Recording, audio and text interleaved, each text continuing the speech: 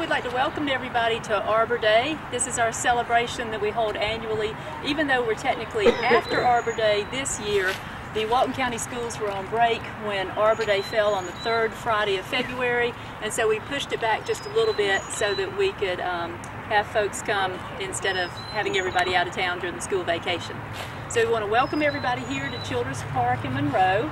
And we have a few people lined up today. We're going to hear a little bit about Arbor Day's history. We're going to have the proclamation that we do annually to celebrate the community forestry program. We're going to hear about the stream bank restoration that's going on here in Children's Park. And then we're going to hear about tree identification, and we'll take a walk throughout. And after that, we'll have arts and crafts for the kids, where we can make corn husk dolls or pinecone bird feeders. And we also have the Enviroscape activity that will show us how community forestry helps control stormwater and reduce pollutants and just generally help with the environment. So I don't know if I introduced myself. I'm Krista Carroll. I'm chair of the Arbor Day Committee and the Monroe Tree Committee. And this is Susan Pelham. And Susan is also on the committee and helps each year with Arbor Day. So we want to thank y'all for coming. And to start us off, I'm going to turn it over to Susan, who will introduce our mayor, and we will hear the proclamation. Thank you, Krista. It's always a pleasure each year for us to do Arbor Day celebration. And the weather was beautiful today, just in time, because it was awful this morning last night. We're delighted all of you could come and join us today. And so it's my pleasure now to introduce our mayor, Greg Thompson. And he will read the proclamation for us. Thank you, Susan. It's always a pleasure to be out here. Started this in 2009 and hope to continue on being a strong Arbor City. Whereas in 2009 the City of Monroe was designated a Tree City USA, and whereas the celebration of Arbor Day encourages the planting of trees, and whereas trees improve the quality of life in the environment by preventing erosion, reducing noise and air pollution, mitigating temperature, acting as windbreaks, and by enhancing the aesthetic quality of life. Now, therefore, I, Greg Thompson, Mayor of Monroe, do hereby proclaim this third day of March 2012 as Arbor Day in the City of Monroe. Thank you. If you'll stay here just for a second, we have a presentation too. Okay. The community forestry activity started in 2007. The City of Monroe was awarded a grant which helped do a inventory and a management plan for the city's trees. And you might think, well, why would you want a tree inventory? Why do you need to know exactly what's out there? But we focused on the heart of the downtown and branched out to a couple of the parks and had an inventory done so that we would know the age of some of the trees, how they needed to be replaced, because of course if you have a lot of trees that are the same age, you're going to have trees dying at the same time, and you need a planting plan in place so that you can grow the area of the community forest and always have a plan to replace what you're losing. So the inventory let us know what we have, showed us that we are pretty heavy on the water and the willow oaks, the crepe myrtles, the dogwoods, and then the planting recommendations that came with the management plan gave us an idea of give us an idea of what we need to plant so that we have a diversified forest, and so that we have the priority areas planted first, and the intention is to keep growing the forest. And you'll hear as we go throughout the program some of the benefits of community forestry and why that's a good idea, why we want more trees instead of fewer trees. So to tell us a little bit more about the Arbor Day program and the history of Arbor Day, and also to present the Tree City USA information to the mayor, we're going to have Burl Budd, who is our Georgia Forestry Commission Sustainable Forester, come up. And Burl has worked very closely with us in the program from the very beginning. He's been very supportive and has helped out with different activities at the school. He helps with the Making the Shade program, which plants shade trees at our local schools, and is a grant program administered by the Georgia Forestry Commission. So I'm going to turn this over to Burl, and he has a presentation to Greg for Tree City USA for our renewal, and then he's going to tell us a little bit about Arbor Day's history. Thanks, Burl. Thank you, Krista. I'm certainly glad to be here, and on behalf of the National Arbor Day Foundation, to present the city with a Tree City USA the materials they get each year, and you'll see the flag there on the table. And as Krista mentioned, 2007 was the start of the program.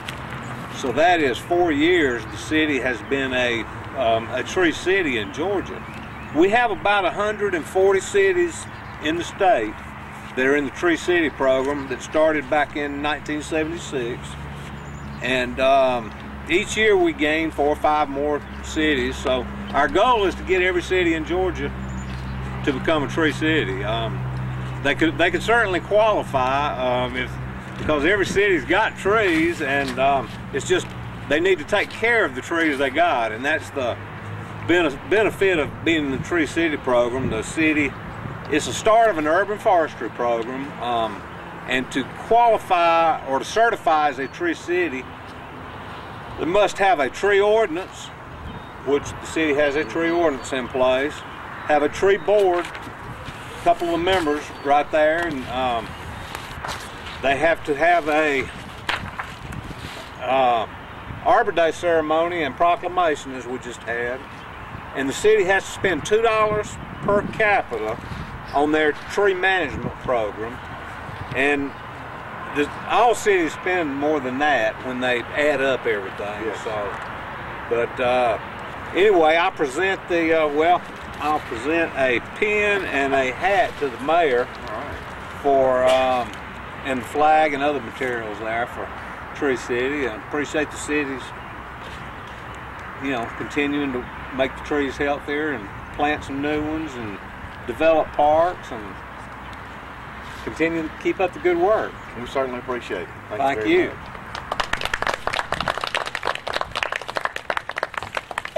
And just to mention a few things about the history of Arbor Day, in 1872 was the first year of Arbor Day, and the first proclamation for Arbor Day was done. A gentleman named Sterling Morton moved from New York out to Nebraska, and of course, Nebraska's in the plains. There wasn't a lot of trees out there along creeks, and primarily was where you found them, and he saw the need for trees in their communities there. So in 1872 he started the first Arbor Day ceremony, and there were over 1 million trees planted in Nebraska that first Arbor Day. And since that time, over 140 years ago, there's been all 50 states now have an Arbor Day. Many countries around the world celebrate trees and recognize Arbor Day as an important day. Just to give you a few facts on the spread of the idea of Arbor Day.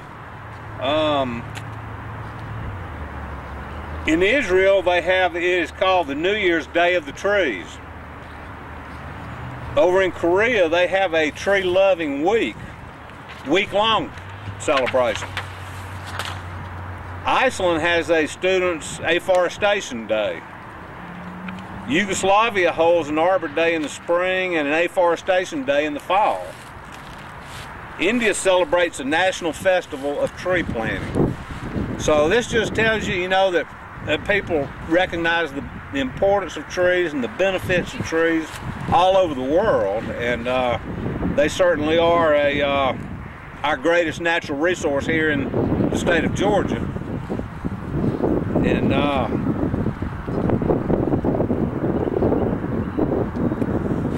And with that, I'll turn it back over to Krista. Are there any questions about Arbor Day or why we celebrate?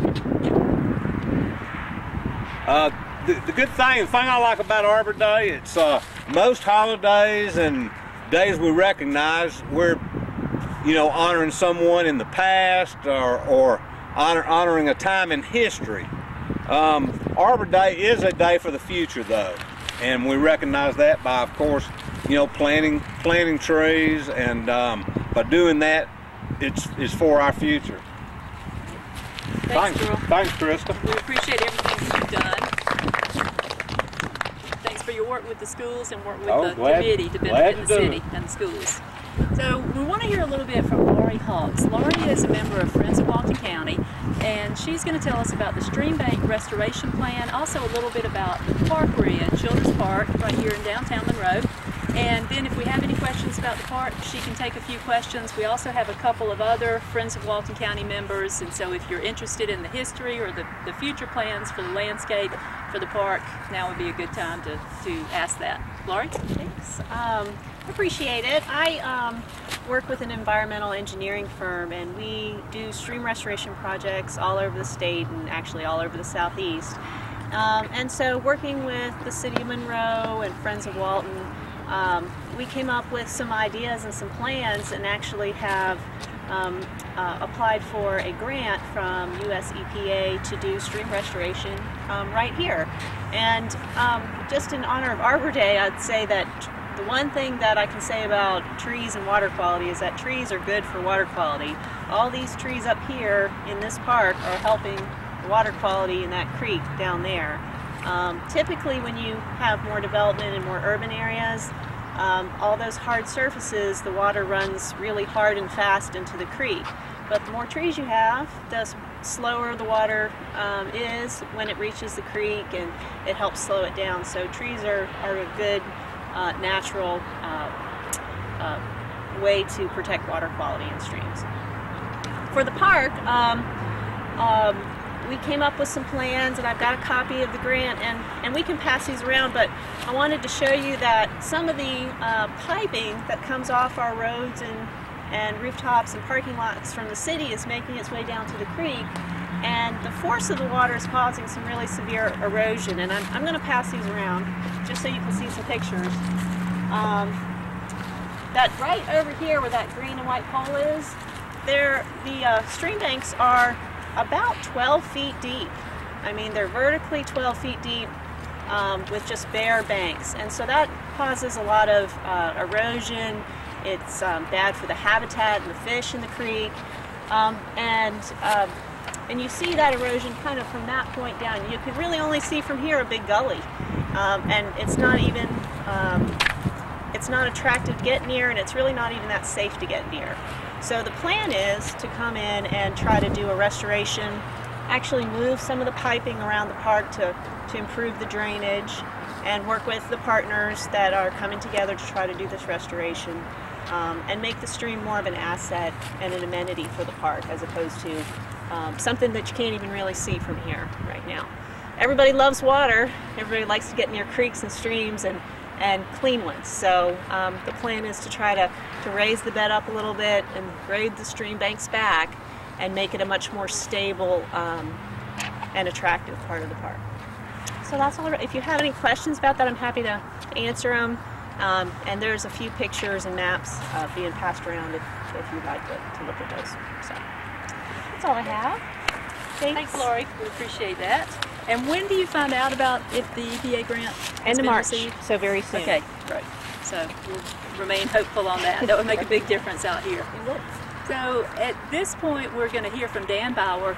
Dan is with Arbor Equity. He's a certified arborist, and he's come today to take us on a tree ID walk. He can also answer tree care questions, pruning, planting, things like that. So at this point, if the kids want to stay and do crafts, we're going to have the pinecone bird feeders that can be made, or the corn husk dolls. And later, after we've done the tree walk, we'll go over the Enviroscape lesson if the kids want to do that. So I'm going to turn it over to Dan just for a quick introduction. He'll tell us what we're going to learn about, and then we'll break up the crowd and start walking on the trails. Okay, as you said, my name is Dan Bauer. I am actually a board-certified master arborist. There's 377 of us in the world. That's it. There's 20,000, actually it's 21,000 now, certified arborists. So trees are something that I got into. I went to college and figured out what was I going to do with my career in life, and I got into going out and realized I wanted to be around people, but at the same time I wanted to be outdoors. So I went to Paul Smith's College, which is up near Lake Placid, New York. I'm originally from Buffalo, New York, and I live in the South now because there's a lot better things to do than shovel a driveway. And you know, how many hours people lose to snow is beyond me. But where I went to college, there was about 5 trees. It was all pines, you know, the Adirondacks in New York State. And my career took me from there to the Hamptons of Long Island, and then I went to Northern Virginia, and then I went to Georgia here. So that's a lot of different trees to learn as you go. You start out with 5, and then as you move, and actually down here I travel into South Carolina, so I get into tropical plants now, and in Florida, and it really brings a big difference to how do you figure out trees. It's very easy when there's leaves. It's very hard when there's not. My son, who's 6, he can do about 25 trees by leaves alone, and we're always like, hey, what's this, quizzing each other. But I'll start with one, kind of behind me right here. And you always find something to clue in on why a tree, everybody's heard of mad cow disease. Well, if you call it mad horse, mad stands for maple, ash, dogwood, and horse chestnut are all opposite branching. So if there's a dogwood directly behind you, it means the branches come off exactly apart. So maple, ash, dogwood. So if you need to narrow down a tree, you start off, is the branching opposite or is it alternate?